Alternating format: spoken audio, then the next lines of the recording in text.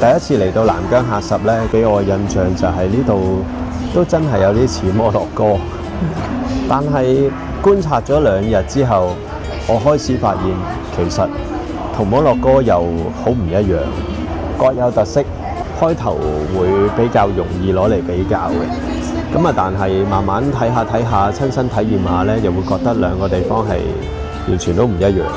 無論人啦，佢哋嘅文化啦。好啦，咁我哋今日咧就嚟到喀什古城洱海旅遊公司啊。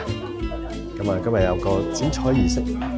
啱啱一整好咧，今日已經有50幾個人摸過佢聽唔聽啊！我哋有副經理，呢度都係一個打卡位啊。我哋嘅公司咧就係呢度呢個地圖呢個位啦。咁呢個咧就係古城啊。咁啊呢邊係西城，西城係靚啲嘅。呢一間咧係日菲酒店。呢度咧有個喀什古城，喀什古城。呢幅畫都好有特色嘅。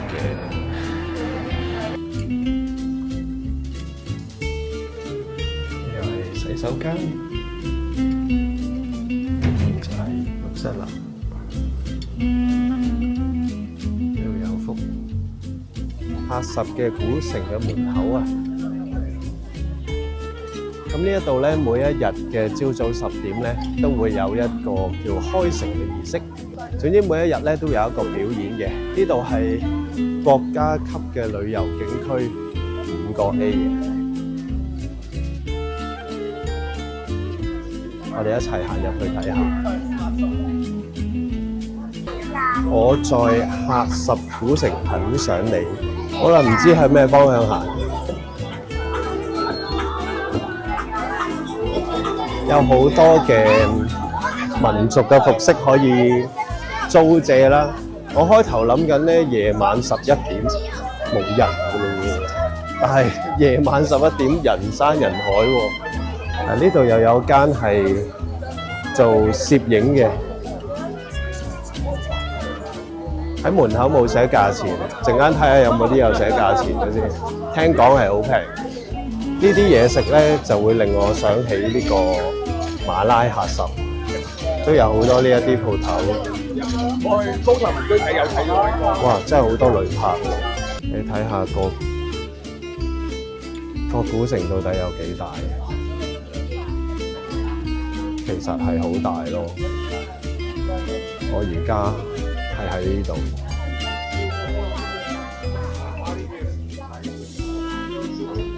其實我成日覺得，雖然我都唔會點買啲工藝品啊，但係其實咧，我自己幾中意睇啲工藝品嘅地方。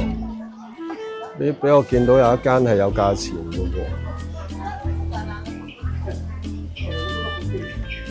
喎，128蚊租衫同埋化妝、買手信嘅地方。哇！周圍都好多租民族衫嘅地方。呢度咧啲人係可以唔需要揾攝影師嘅，但係佢可以租佢一套衫，幫你化個妝，1日120幾蚊。咁啊，你自己周街影相咯。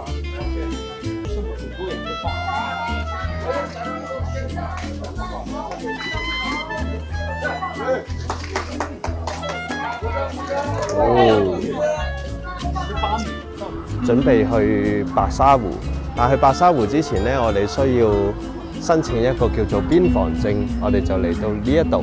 呢一度係邊度咧？呢一度係香妃園啊。咁我哋陣間咧順便都會入去參觀一下。哇！呢一度真係曬到飛起啊！我哋參觀下我哋架旅遊車。我哋架旅遊車咧係非常豪華嘅，睇落去咧應該好似啲16座咁樣啊，但係咧佢只係可以坐7個人嘅啫。我哋入邊嘅座位咧，個個都好似飛機位咁樣。嗱，呢個就係我坐嘅位啦，可以按摩，可以有風扇，非常豪華嘅。準備入去，有好強嘅紫外光啊！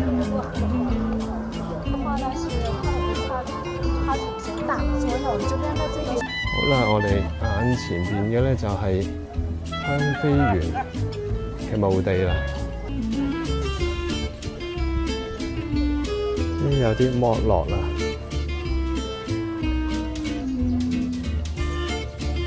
但係咧有啲紋，我覺得仲靚。佢哋用嘅呢個綠色咧，我覺得係好靚嘅。喺離遠睇咧，呢啲綠色都係好 sharp、好靚嘅顏色。我自己其實都好中意呢啲綠色啊！呢個綠色要溝到咁嘅色，都唔係容易啊！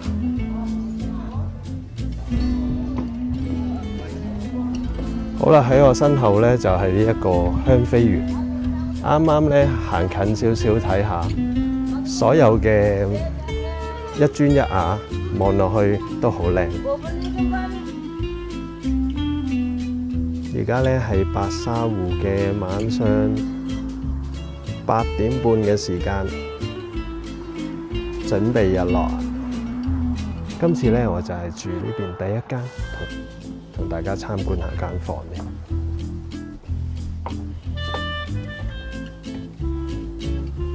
哇！有個天窗喺上邊嘅。咁呢度出邊就係白沙湖啦，幾靚。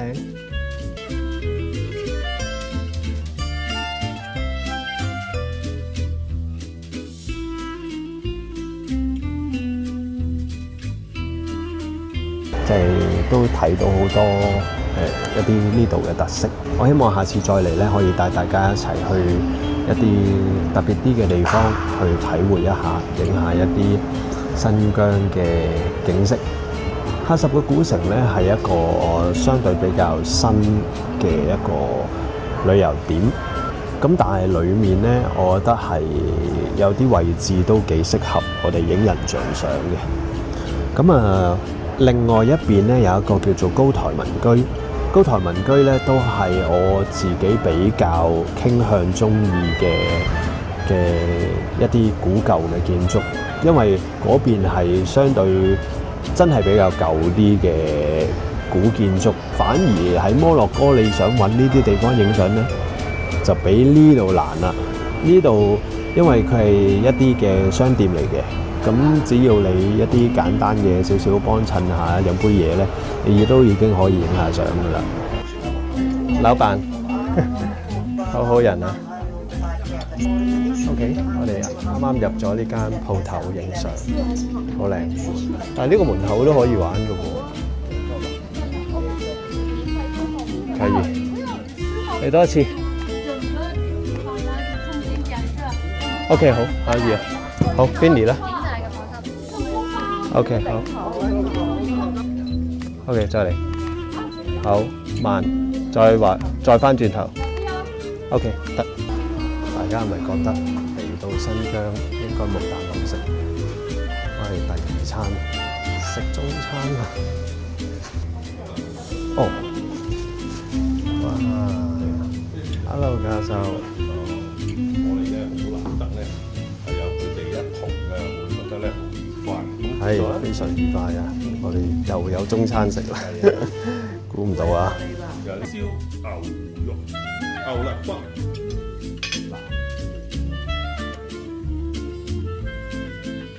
呢個係鮑魚嚟嘅，係啦。普遍嚟講，喺我呢一個禮拜遇到嘅新疆人咧，個個都好好嘅，就包括我哋嘅司機啦，同埋我哋嘅導遊啦，同我哋中間遇到嘅人啦，喺街度見到個小朋友好樂意帶路啦，甚至好樂意話主動想幫我哋攞行李啦。雖然佢應該得幾，即係都唔夠10歲。冇力攞起我哋啲行李，但係佢都好樂意幫我哋。咁啊，街上面嘅人啦，都好友善啦。呢度咧係一間賣地氈嘅鋪頭啊。不過通常咧呢啲鋪頭啊，如果你去到摩洛哥，你想咁影啊，真係極度困難，可以講都冇乜可能嘅，除非你幫佢買好多嘢啦。咁啊，但係呢一度咧太好啦，好歡迎我哋嚟影。任影，太好啦，老闆！有當地嘅導遊幫我哋咧，咁成件事就會順利好多啦。同去摩洛哥都係一樣，摩洛哥好多嘢都要靠當地嘅導遊幫我哋去溝通先可以。雖然講就講呢度都係大陸啦，你可以用普通話嚟去溝通啦，但係其實即係因為當佢哋自己傾偈嘅時候，佢自然就會用翻佢哋嘅語言嚇。咁當然佢對外溝通嘅時候，佢哋會講普通話嘅。咁所以我覺得嚟呢度旅遊呢，一個好嘅當地旅遊嘅導遊呢，其實係好緊要嘅。導遊啦、司機啦，咁今次我哋咁順利、咁開心呢，都係因為佢哋嘅。坦白講，我帶咗好多菲林相機，帶咗數碼相機，帶咗航拍機，我一個人好難兼顧咁多嘢，亦都係要帶腳架、燈腳。咁佢哋都好主動幫我哋手去攞呢啲嘢，其實都緊要嘅，其實緊要嘅。即係講一講，我自己成日都可以自己攞啦，但係如果有人主動幫下手嘅話，其實係一件更好嘅事。咁所以今次我覺得嘅順利啦，同埋開心咧，有一半都係呢一班人嘅盡力幫手，係令到成件事順利好多嘅。咁當然啦，呢件事可以得到咁順利，一定係要多謝天下心導遊同埋佢嘅團隊悉心嘅安排啦。你鏡頭背後睇唔到係有一班人其實係一路 follow up 去幫我哋安排。咁呢個我覺得係好緊要嘅，好緊要嘅，即係所有嘅細節都跟得好足嘅。咁所以我嚟緊都會同天下心導遊咧去舉辦2個新疆嘅燈光人像攝影旅行團，我自己都非常之期待啊！喺2個月之後再翻嚟呢一度，整個過程呢一度嘅人咧，我覺得相對嚟講係比較溫和，係樸素溫和嘅。去過嘅幾個地方啊，咁其實我覺得呢一度都算唔錯。咁當然啦，北疆有更壯觀嘅景色啦，係啊，咁所以咧嚟緊嘅8月尾啦，會有再嚟南疆一次做旅行團嘅，亦都係喺10月秋天就再嚟北疆，咁啊非常之期待。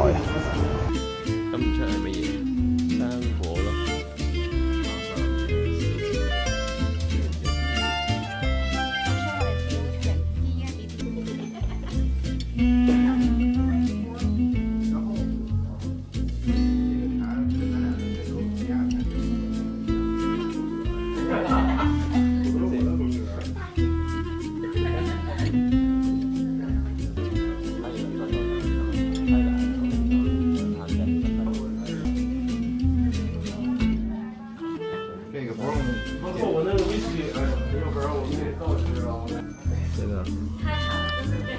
不經不覺咧嚟咗新疆1個禮拜啦，跟住新疆之前都已經係去咗幾日上海做完工作坊，好似好耐冇飛出嚟旅行影相咁樣。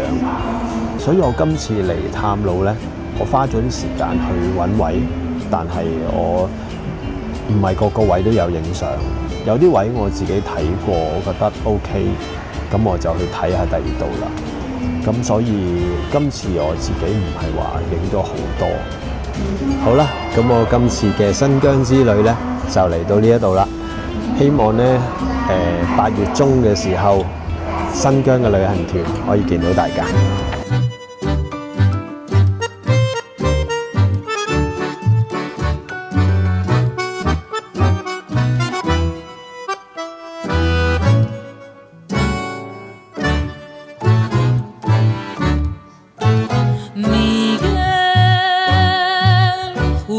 Demasiadas veces no hay más mentiras que pueda creer. Mi fiel cariño se hundió en las penas sin consolar y sin poder amanecer.